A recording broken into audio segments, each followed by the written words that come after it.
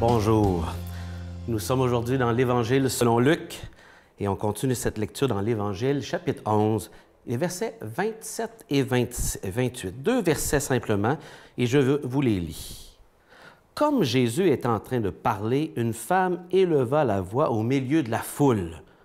Alors, une femme qui entendait les paroles de Jésus, dans le contexte qu'il venait de faire un sermon, elle a vu ce qu'il a fait, elle est épatée, elle dit « Heureuse la mère qui t'a porté dans ses entrailles et qui t'a nourri de son lait. » Alors Jésus déclara « Heureux plutôt ceux qui entendent la parole de Dieu et qui la gardent. » Seigneur, bénis la lecture de ta parole en nos cœurs, transforme notre pensée et fais-nous grandir. En Jésus. Amen. Ces quelques versets sont si courts et pourtant avec de l'information tellement importante pour nous qui voulons grandir dans la connaissance du Dieu Tout-Puissant.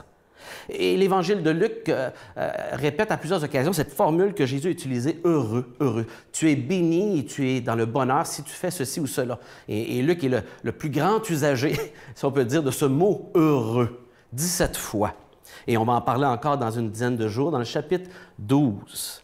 Et donc, ce thème du bonheur. Et il y a une femme ici qui entend Jésus parler, qui est émerveillée, et sa première comme femme, comme maman probablement, elle se dit que cette femme qui a eu cet enfant, elle est bénie d'avoir ce Jésus, d'avoir porté cet homme qui fait tout cela, qui a ces paroles incroyables.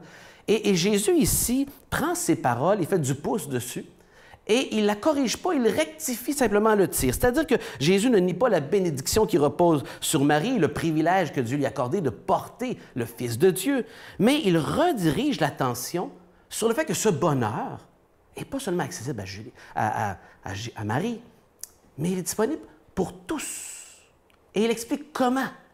C'est-à-dire pour tous ses auditeurs, dans la mesure où ils entendent et qu'ils gardent.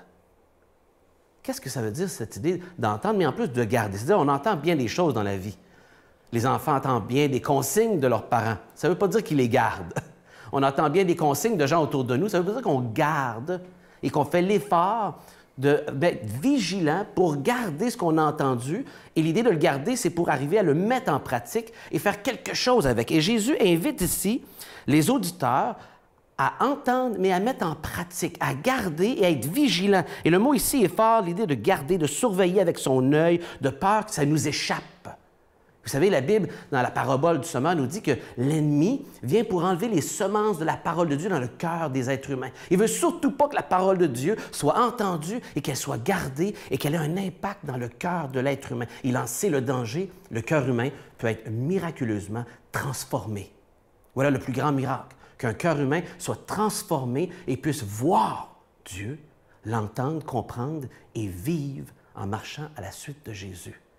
Et Jésus invite chacun à le faire et qu'en le faisant, il y a le bonheur derrière, le fait d'entendre, mais aussi de garder et donc de le mettre en pratique et que ça puisse transformer notre vie.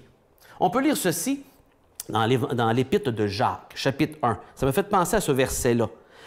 Mais soyez des réalisateurs de la parole, donc des faiseurs, pas juste des gens qui entendent, pas seulement des auditeurs qui s'abuseraient eux-mêmes. En effet, si quelqu'un écoute la parole et ne la réalise pas, il est semblable à un homme qui s'observe dans le miroir le visage qu'il a de la naissance et, après qu'il l'ait observé, il part et tout de suite oublie de quoi il avait l'air. Mais celui qui s'est penché sur la loi parfaite, celle de la liberté, et s'y est appliqué, non en auditeur distrait, mais en réalisateur agissant, celui-là trouvera le bonheur dans ce qu'il réalisera.